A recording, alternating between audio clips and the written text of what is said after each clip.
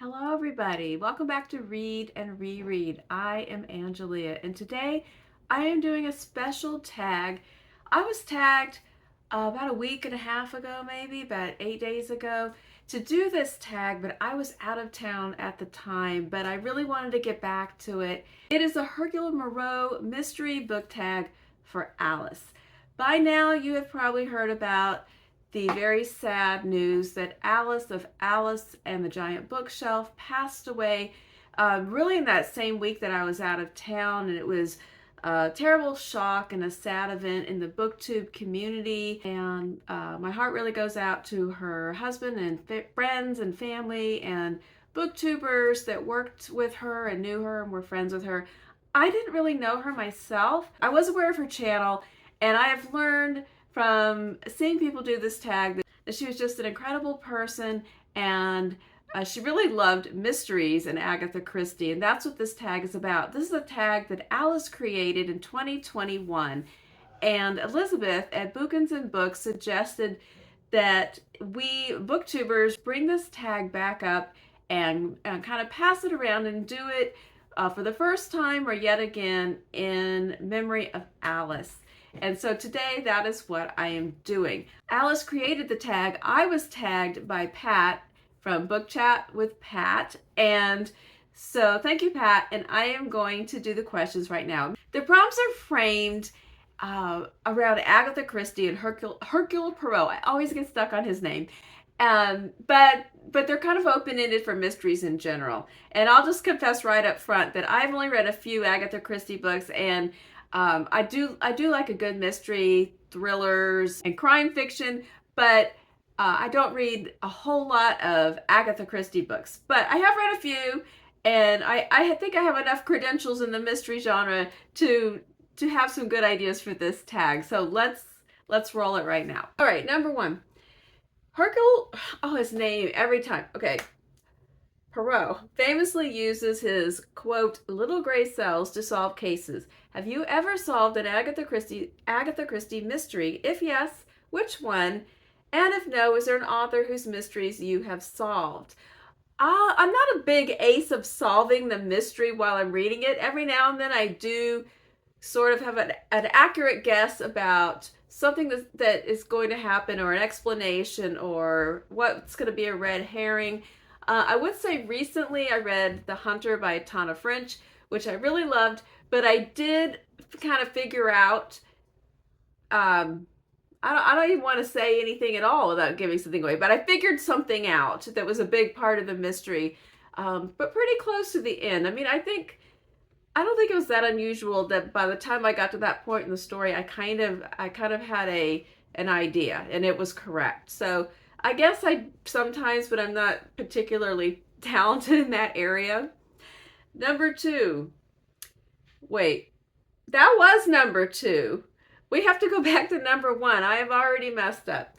Number one. Hercule Poirot is a detective who is extremely proud of his achievements. In The Mystery of the Blue Train, he announced, "My name is," I'm not saying it again, "and I'm probably the greatest detective in the world." If not Poirot, who is your favorite detective, and what book do you recommend featuring your favorite? So I will suggest two mystery series and that have a particular detective. And so in one of them, you will not be surprised, is Jackson Brodie, Kate Atkinson's series that begins with case histories. And I've been rereading these this year in anticipation of the new release of the 6th book in the series. And there's no real telling how many Jackson Brodie books there will be. I thought there was a huge gap after number 4, and then all of a sudden number 5 came out, and then it's been quite a while, and she's written some other things, and now there's a number 6 coming out. So, but Jackson Brodie, I think, is my favorite detective. And another favorite detective, I don't have these books because I've read them from the library, but Denise Mina's character, Alex Morrow, the series begins with Still Midnight. And that is she's a detective. Alex is a detective in the police department in, okay, now it's Scotland. I think it's Glasgow. I think that's where she lives. And she's a very complicated character. There's some family history. She's got a brother who is part of the crime syndicate, so it's very complicated. And then she's a young mother, and anyway, they're really good. She's an excellent writer of mystery, character, the settings, and the whole thing. They're quite good. She hasn't written one in a while, so I don't know if the series is finished because she's done several series, but lately she's been doing a bunch of standalones. So I don't really know. All right, number 3, The Mysterious Affair at Styles. I did read that one. Is the introduction to Hercule Poirot. Help. Recommend a first book in a series where you met one of your favorite characters. Okay, well, I think I kind of just did that. Case Histories and Still Midnight. My favorite characters were introduced. So begin there if you want to try out one of those series, and I recommend them both. Okay, and I have to apologize now. I tried to start the video the second that the loud air conditioner cycled off, but it didn't give me enough time, and now it's back on. So excuse the loud buzzing noise, but we can't pursue the alternative because it's like 97 degrees. Number 4, Murder on the Orient Express. I have read that one also. Agatha Christie wrote several Poirot books set on different types of transport. What is your favorite mystery set on a train, plane, or boat?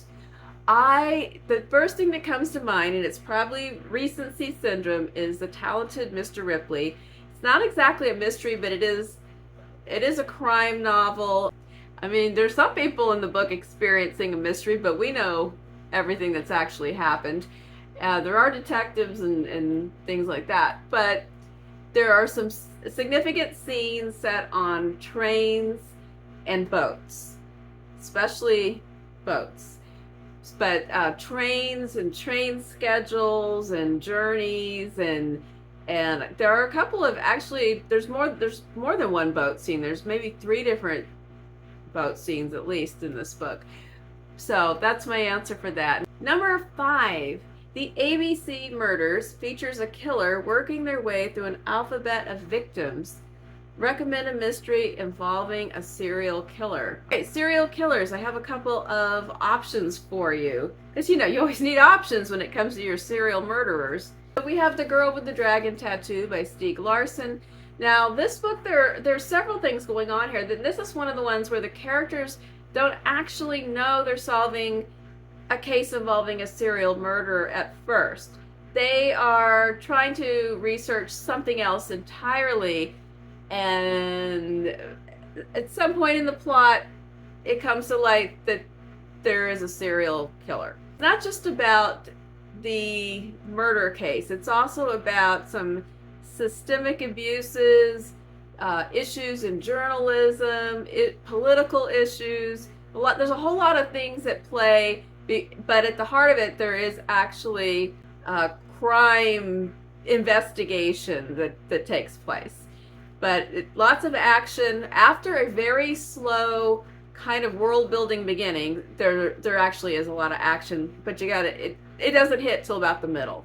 But The Girl with the Dragon Tattoo, which is the beginning of a trilogy written by Stieg Larsson. Then he died, and there's some more dragon tattoo books written by another author, but the first 3 are the best. Also, I was thinking about The Alienist because I recently watched the show, but here's the original novel. Caleb Carr passed away, I think, last month, but The Alienist takes place in New York City in kind of late, like 1896, and someone is killing young boys, young sex workers, children. A psychologist, who is the alienist, was the earlier term for that. He's sort of an early profiler who, well, he's not really working with the police department. He's kind of working against the police department because they're not real happy that he is making more progress on the case than they are. And it forms one of those little groups of unlikely people working together. A couple of forensic specialists, kind of pioneers in their field, in the police department, who get passed over and discriminated against because they are Jewish, and then a young woman who is the first female employee of the New York City Police Department, and she gets passed over and discriminated against because she's a woman, and then the alienist, and then another guy who's an artist. So it makes a little quad, and they work together. And then I couldn't help but think of the most freaky, scary book I think that I ever read. Well, it's tied with The Exorcist, but the one that's actually a serial killer book is Red Dragon by Thomas Harris. Not an author that I've read anything else about, because after reading that I was afraid to read anything else. But I read it after I saw the movie Manhunter, which was an early adaptation of the novel. Hannibal Lecter is in the book, but it's a story that takes place, and he's in prison in the book, but it's another story that takes place before Silence of the Lambs, which infamously was the movie that Stephen and I went to on our first date. So serial killers, it's in our blood. Really disturbing, really scary, and but we're obviously a really warped family, because Stephen read this and freaked himself out one time when he was on a trip and he was all alone in Chicago and reading this book, and then he said, "Oh, it's just horrible and scary. Here, you read it." So I read it, and then we saw it in a thrift shop, I think last year sometime, and we're like, "Oh, look, here's a copy for Emma Grace." So we passed it on. But yeah, it's disturbing. Number 6, Dumb Witness. Bob the dog helps Poirot's investigation in this one. Can you recommend a book where an animal helps to solve a case? This one stumped me. I couldn't think of anything for a while. I could think of books where there was an animal, where a detective has a dog or a cat, but I couldn't think of any example where the animal actually helped. And then I remembered one. It's not, well, it's kind of a mystery. It's kind of a lot of things, but it's Sleepwalk by Dan Shawn. There is a mystery. There is a man named Will Bear who lives, he doesn't live off the grid like out in the woods or something, but he has no footprint like on the internet or anything. He has no identity or profile that you could seek. He has a lot of different aliases, and he works for a shady company doing really shady kind of cleanup work. And he kind of stumbles into a personal mystery about himself. And so he is pursuing that mystery. It's also, I mean, it's a crime. There's things about technology. It's a little bit dystopian. It's hard to categorize and very strange, and I really love it. But there's a dog in it named Flip. Flip is his companion. Flip is a pit bull mix, this big, heavily muscled dog that isn't going to take any crap or let Will Bear be threatened in any manner. And he's just a real ride or die. And Flip... So Flip was a memorable character. When I started thinking about this, I suddenly remembered Flip. And Flip is really, for a long time in Will's life, his only friend and companion. Whenever I have an occasion to mention a book by Dan Shawn, I seize the moment. So Flip the dog is my answer to that question. Number 7, Five Little Pigs, also adapted as a play, Go Back for Murder. Poirot solved several cases in his time that have been closed for years. Which is your favorite cold case Poirot? If you don't have one, can you recommend any other authors or detectives who have solved a past cold case? Well, I don't have any answer as far as Agatha Christie is concerned, but I did think of a book in which a cold case played a role that I read last year, and it was Jane Harper's book, The Exiles. The Exiles is the third book in a series with a detective. His name is Aaron something. I can't remember. It begins with The Dry. And then the second one is Force of Nature. And she's written some other standalones in between, but last year she came out with The Exiles. And these are Australian mysteries. And in this particular one, the main character goes to a small town where a good friend of his lives for the occasion of the christening of a child. And this was delayed by a year because the year before, when they were going to have it, somebody in the group of friends and family went missing. And this was never solved. So that was mystery number 1. And so a year later, there's different theories about what happened to her, that she ran off, that she committed suicide. They're not sure. Different people believe different things.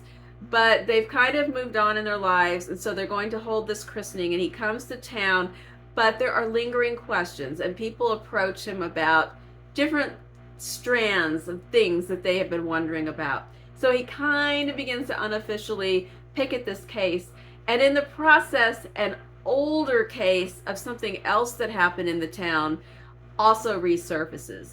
So there's a slightly cold case and an even colder case that come to play in the story.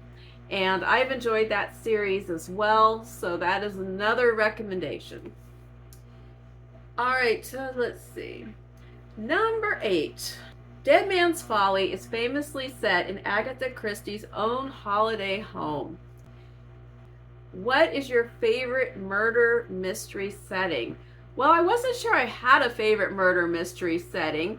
My first thought was the UK. I've read a lot of books that take place in London. Read a lot of books that take place in Ireland, all the Tana French books. And then the Denise Mina books all take place in Scotland. This is another Irish murder mystery I read last year, Kayla by Colin Walsh. This is a debut novel, and it was a good mystery as well.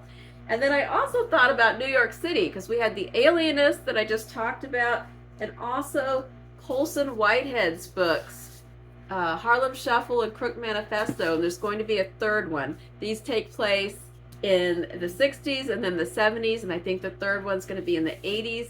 So I like New York City for murder mysteries too. So I've talked before, I'm really into cities. So some of the Irish books didn't take place in the city. The Tana French books, well, the Dublin Murder Squad take place in the city, but then her last two books, The Searcher and The Hunter, are in a small village. But I do kind of I like the city ones. I like all the twists and turns. That's what I love about the Alienist on TV, was the recreation of that turn of the century New York City. I love the way it looks and feels, and the apartment buildings and the alleys and the different socioeconomic levels in the city, the whole thing. So I prefer a city mystery, but I will concede to a country mystery on occasion. Number 9, do you have a favorite Poirot mystery? If not, tell us a favorite mystery that you have read recently. Well, the most recent one I read was The Hunter by Tana French, which we've talked about a lot on Booktube, and it's really good, but you have to read The Searcher first. And I don't really have, I do have a favorite Poirot mystery. It is The Murder of Roger Ackroyd. And how many Poirot books have you read? I don't know, maybe like 4, 5. What do you plan to read next? I don't have a plan. As I said, I'm not a huge Agatha Christie fan, so I don't have any particular plans, but I have read a few.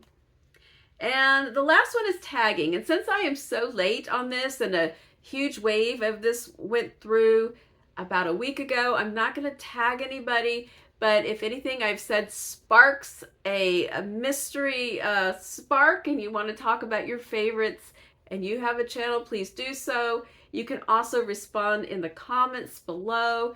Thank you for taking some time to watch this, and I really enjoyed making this tag in honor of Alice, who will be greatly missed here on Booktube. Have a wonderful day, and I will be back soon. Bye-bye.